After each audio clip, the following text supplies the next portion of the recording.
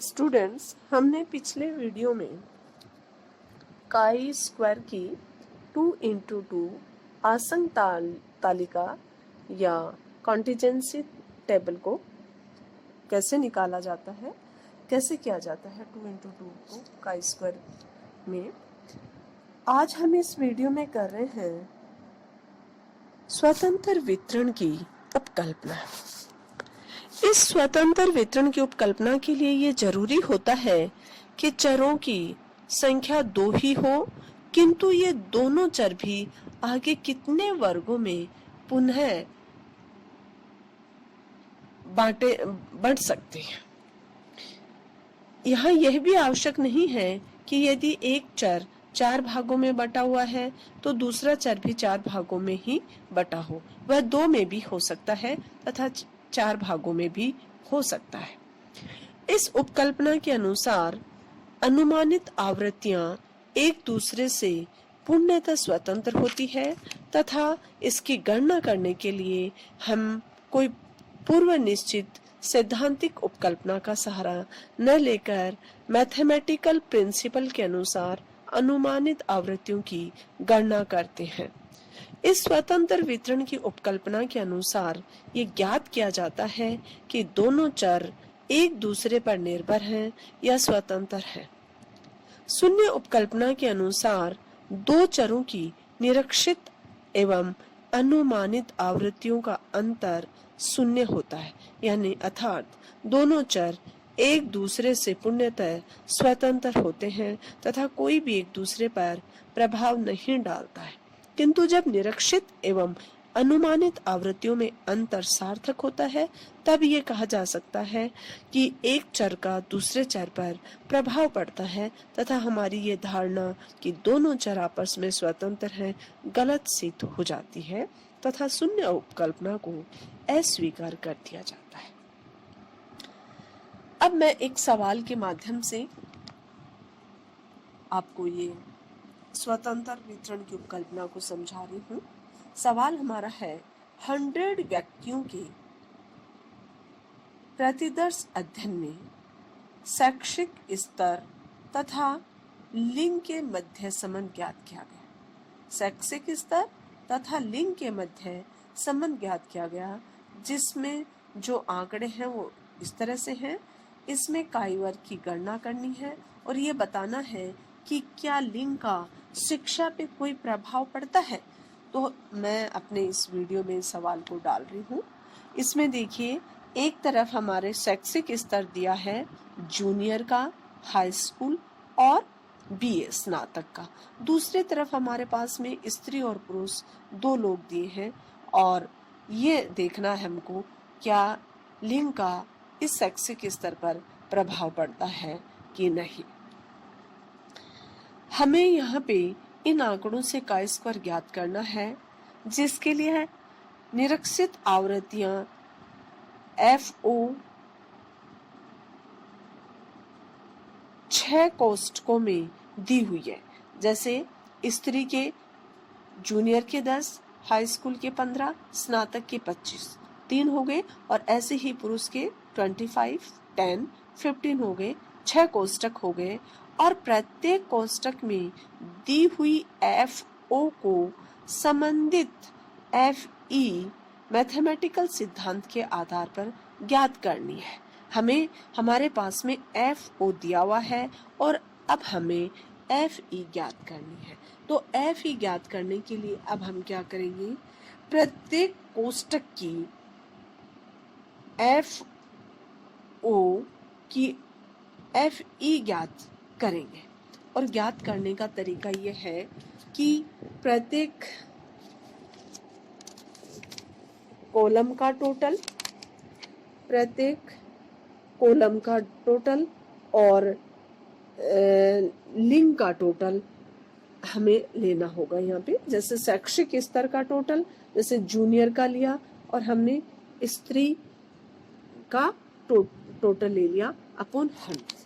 तो पहला हमने जो निकाला है उसमें हमने लिया शैक्षिक स्तर में जूनियर की योग संख्या और उसके स्त्री की योग संख्या।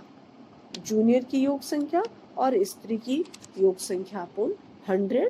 तो ये करने से हमारा 17.5 है वो FE प्राप्त हो गया। दूसरे का हमने निकाला हाई स्कूल का 25 और स्त्री का 50 अपॉन 100, तो 12.5 हमें FE प्राप्त हो गया। इसी तरह से स्नातक का 40 इंटू स्त्री का 50 अपॉन 100 हो गया, तो 20 हो गया। तो हमारा 10, 15 और 25 का जो FE प्राप्त हुआ वो हुआ 17.5, 12.5। स्त्री का 10 का जो FE निकला वो हो गया 17.5, हाई स्कूल का निकला वो हो गया 12.5 और स्नातक का निकला वो हो गया 20।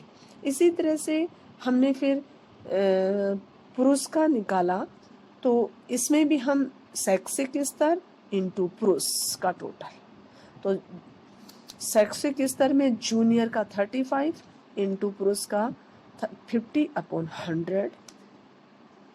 दूसरे में हमने लिया पुरुष हाई स्कूल का 25, पुरुष का 50 इंटू 100 और तीसरे में हमने लिया स्नातक का 40 इंटू 50 पुरुष का अपॉन 100। तो इनका भी हमारे सेम वो ही FEI है, 17.5 पहले की जूनियर की, हाई स्कूल की 12.5 और स्नातक की 20 आई है।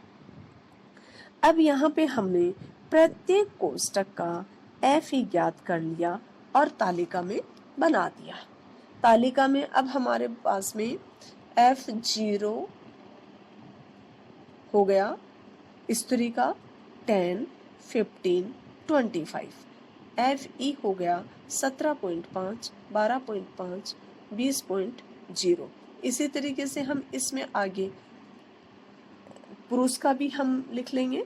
पुरुष का हमारा ये हो गया 25 का 17.5 FE हो गया, 10 FO है तो उसका 12.5 हो गया और 15 है तो उसका हमारा FE हो गया 20। इसके पश्चात कार्य वर्ग की जो गणना हमने पहले की थी F0 माइनस F करेंगे। पहले हमने F0 ले लिया, FE भी ले लिया, उसके बाद हम कर रहे हैं F0 माइनस FE निकाल लिया। सबका 7.5, 2.5 और 5 आया। ऐसे ही पुरुष का आ गया 7.5, 2.5 और 5। इसके बाद हम कर रहे हैं F0 माइनस FE का स्क्वायर, यानी इन सब का हमने स्क्वायर कर दिया। 7.5 का स्क्वायर किया तो 56.25 आया। इस तरह से हमने 2.5 को किया, 5 को किया, 7.5 को किया, 2.5 को किया, 5 का, कि जितना भी हमें स्त्री का FE प्राप्त हुआ है और पुरुष का FE प्राप्त किया है उन सब का स्क्वायर कर दिया। और माइनस करने के बाद में उसके बाद हमने किया F0 माइनस FE का स्क्वायर अपॉन FE।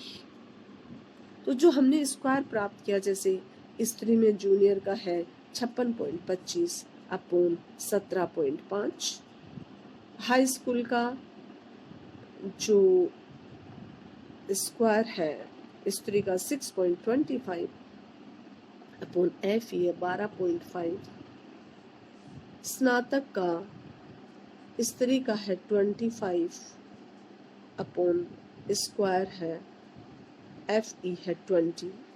इसी तरीके से पुरुष का हमने कर लिया,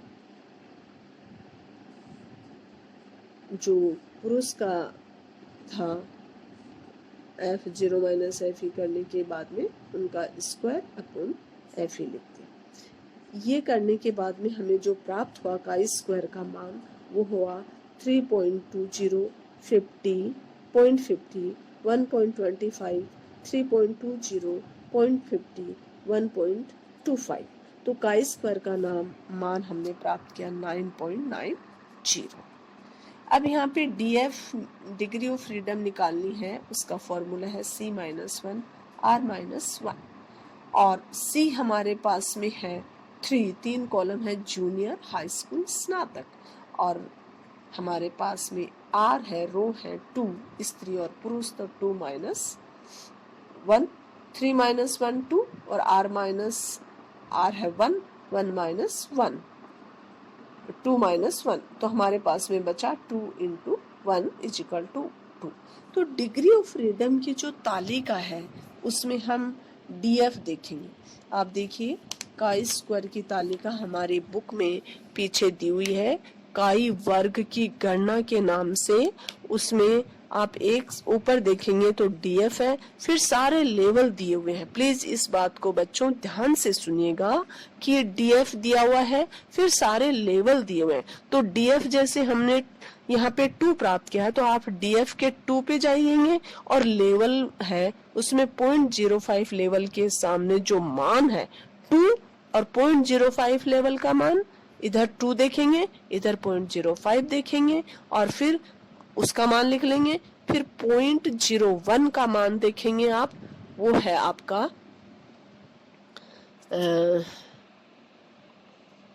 और इधर 2 पे आप देखेंगे तो उसका मान आ जाएगा।